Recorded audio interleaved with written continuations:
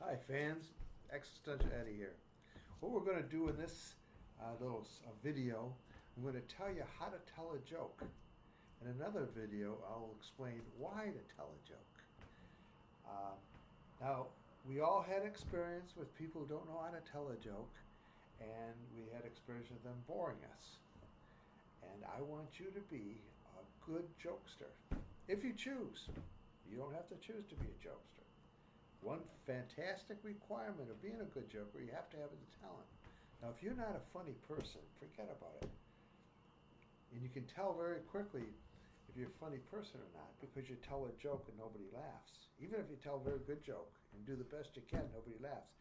Maybe you don't have the talent.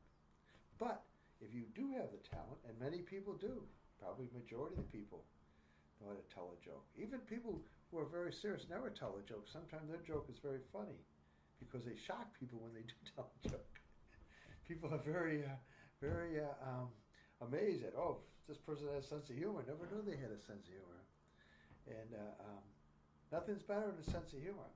One of the reasons I have these jokes on Existential Eddie for President and True News with Existential Eddie is that we're dealing with heavy subjects here. We're dealing with the destruction of the world.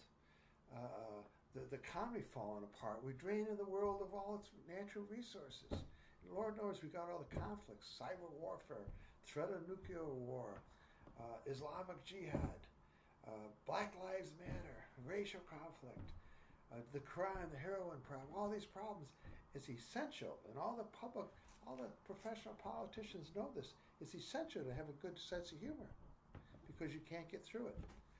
Abraham Lincoln once said that he could have never got through the world Civil War without a sense of humor. He also said, if there's a hell, I'm in it. He suffered greatly, especially when he walked through Gettysburg after the Battle of Gettysburg and saw all the tens of thousands of men that were killed. And who killed them? Abraham Lincoln killed them. He could have stopped the war. If he would have let the South keep the slaves, they were willing to compromise. But he said, no, the slaves are free and that's it. We're going to the end. So he had to look, and all his closest friends were against that. His closest confidants, they were against that decision. They said, let's end the war. Let's end the carnage. But he said, no, let's go on. So what happened is Gettysburg. And he went through Gettysburg and the sorrow and the heaviness of that experience. Matter of fact, what he said at that experience, that's when he gave his life to Jesus. He said he was agnostic when he was elected the first time as president, agnostic when he elected the second time. When he walked through Gettysburg and saw the thousands of men that he was responsible for being killed, he said he gave his life to the Lord. And he tried to find guidance of what to do. But anyhow, getting back to humor, it's a little gimmick that to create a little bit of joy. Not a lot of joy. You don't change the world, but a little bit of joy. So I'm going to show you how to do this. I'm going to give you a couple of jokes, and I'm going to show you how to tell them and when to tell them. And this gets the first guideline to how to tell a joke. It's got to be to the right person and the right group of people at the right time. And that's the only way you can do that is judge it. You got to learn as you tell jokes and become a better and better jokester. You got to learn when to tell a joke and to whom, and how to shut up and not tell a joke. That's probably the best advice at all. When not to tell a joke and not bore people, especially people who've heard your jokes. Or often jokes work for one group of people; they don't work at all for another group of people. And that's what we'll find out in our tour, and how to be a jokester, and how to tell a periodic joke once in a while. Not more than once a day, once twice a day. Don't be a bore, and don't try to be a big comic when it's not appropriate. And how do you know when the right people or the right time? Only through experience. You can only gain wisdom through experience, and often experience comes through making bad judgments. So when you tell a joke and it flops, or people get angry with you, you can learn, or you try to remember it. Even take notes. Take a little journal of it. Don't tell this kind of joke to this group of people. Don't tell this kind of joke at this social setting.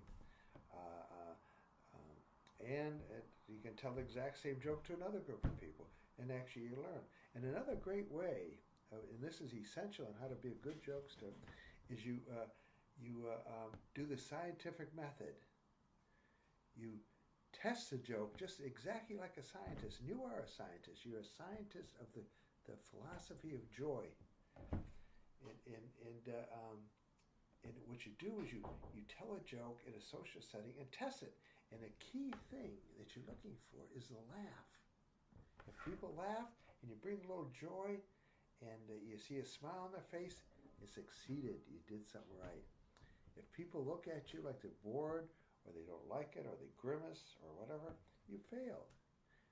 And the main goal of telling a joke is not to be an egotist, not to be a big shot, and more importantly, not to be the center stage. Nobody wants to sit and listen to you tell a long joke with a long description and be the big center of attention. What they want is to be entertained. They want to hear a good joke and experiences that have an experience of laughter. And it should be a short joke. They want to spend a lot of time doing this. The bottom line, they want to be entertained.